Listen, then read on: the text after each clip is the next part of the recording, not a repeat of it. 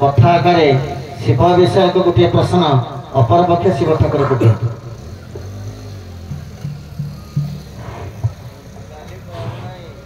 Hello hello आज्ञा जेतेबेले देवदेव महादेव तपस्या रत थिले कार्तिकेय व्रत चलती कार्तिकेय जन्म हेले तारकसुरा निहत हब तेणुक से समय देवता अनुरोध क्रमे कंदर्पदायी पंचबाण निक्षेप कला से तृतीय नयन खोर दहन हेले कंदर्प सेहीपरि केतेबेले कौ समय कौ कारण निमंते पार्वती केतेबेले कौ समय कौन दहन करथिले काहेकि कौ कारण निमंते देखो तो या जो समय दक्ष प्रजापति दक्ष चलथिला आज्ञा शिव दक्ष यज्ञ को जाई नथिले एवं पार्वती आज्ञा बापांकर जेहेतु यज्ञ चली पार्वती मन में आज्ञा गोटे असंतुलन घटी से आज्ञा पार्वती दलहन करी एवं ताहाको प्रत्याहार करी आज्ञा रुद्रवृत्त नाम आज्ञा अभिषिक्त करथिले आज्ञा मो प्रश्न है से वर्तमान कार्तिकेय पूजा चली बही है स्कंद पुराण आज्ञा तारकासुर को वध करथिले जे कि कार्तिकेय तेणुक कार्तिकेय बाबा होउछन्ति जे कि देवदेव महादेव देवदेव महादेव को कार्तिकेय कहिछन्ति जे मु आज तारकासुर को वध करिछि से समय देवदेव महादेव कहिछन्ति जे तोर स्वर्गवर बाणी थिला तू तारकासुर को वध करिछु कार्तिकेय कहले ना मोर किछि पाप घटिबो देवदेव महादेव कहले तोर किछि पाप घटिबो तो मन रे किछि त्रुटि अछि केउ केउ स्थान रे वध करिथिले से स्थानटीर नाम कहबो जे स्थान रे वध करिथिले सेही जगह रे गोटिए लिंग स्थापन करा हैला एवं तारकासुर को वध करथिले कार्तिकेय तीनोटी स्थान रे वध करथिले जे स्थान रे वध करथिले स्थान ना कहबो सेही स्थान रे केउ लिंगटी नाम हैला स्कंद पुराण मତରେ कहबो आज्ञा तारकासुर को जेतेबेले वध करिथिले केउं जगह तीनोटी स्थान गोटे लिंग स्थापना होइथिला देखंतु आज्ञा तारकासुर को जेतेबेले निहत कले सेतेबेले स्वर्ग मर्त्य पातल तीन पुर को भेद करबा ना कि कार्तिकेय देवतांक अनुरोध क्रमे तारकासुर जाई देई युद्ध कले जेतेबेले युद्ध करबा समय तीन जगह समय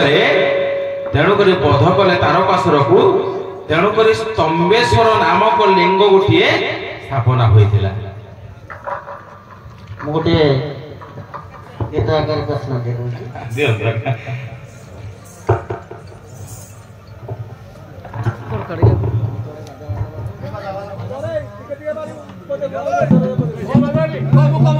सुना है शंकर सुली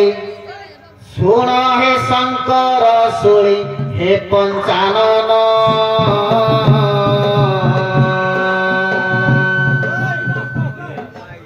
कथाए पचारे देव कुहवहन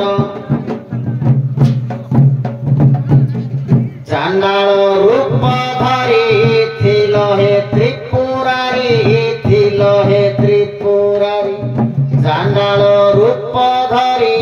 थिल हे त्रिपुरारी थिल हे त्रिपुरारी केवल कारण ताहा केवल कारण ताहा कर वर्णन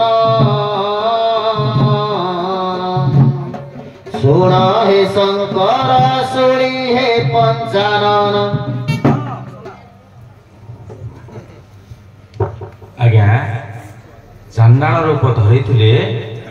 जेतेबेले देवदेव महादेव पार्वती बेहुने तपस्या रत थिले से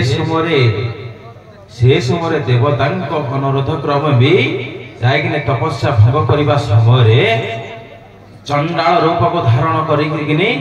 सेही कार्य रे जो माने बाधा सृष्टि करथिले तांको सहित रणनीति करथिले देखो आज्ञा शिव केउ समय चांडाल रूप धरने में चांडाल कहूँ को भिका देते आज्ञा परफेक्ट उत्तर भाव में कहबी हे सुना विज्ञ जन देई मन कर्ण जहा पचारिलो मते आज जहा पचारिलो मते आज ए विज्ञ सभारे बुझाई कहिबी आज ए विज्ञ सभारे बुझाई कहिबी सुनिबे विज्ञ पंडित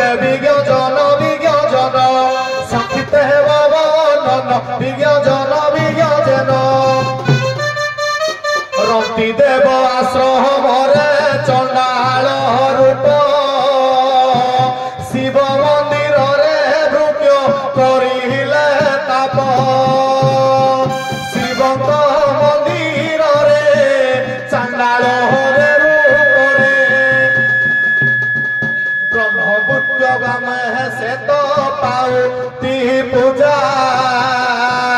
तांको पाखो पार्वती को नाम बिरजा। आज्ञा देखंतु रति देवंकर आश्रम रे आज्ञा शिव नि चांडाल ऊपर आज्ञा भिक्षा करथिले चांडाल नाम होइता हमर पार्वती को प्रश्न बोले सुनो गो पार्वती देवी हैमवती मन प्रश्न कर दूर। सुनो गो पार्वती देवी हैमवती मन प्रश्न कर दूर। दक्षिणा रूपरे स्वामी कुटी देल के थिले सत्वर हे दक्ष दुहिता केउ कारण कुह से कथा गो हे दक्ष दुहिता।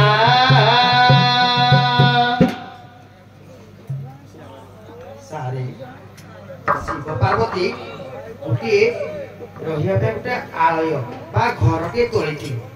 तेणु से जो घरटी तोली प्रतिष्ठा करने रावण को डाकी तो रावण तो श्रेष्ठ ज्ञानी ब्राह्मण से पूजा पाठ कले किसी दान बा दक्षिण देवा पड़ता तेणु माँ पार्वती से शिव को रावण को देती। सुन सुगा जान देई मन प्राण जहाँ पोछा कलबते गार्ग मुनि कर एई दिलाबाणी शिव पार्वती को सके देई दिले से नेई एहा सटीक कहिली मोहि गो देई दिले से नेई। उभय को साधुवाद ज्ञापन करछि। एबे आपण माने सम्मानर सहित मंच विदाय नियंतु।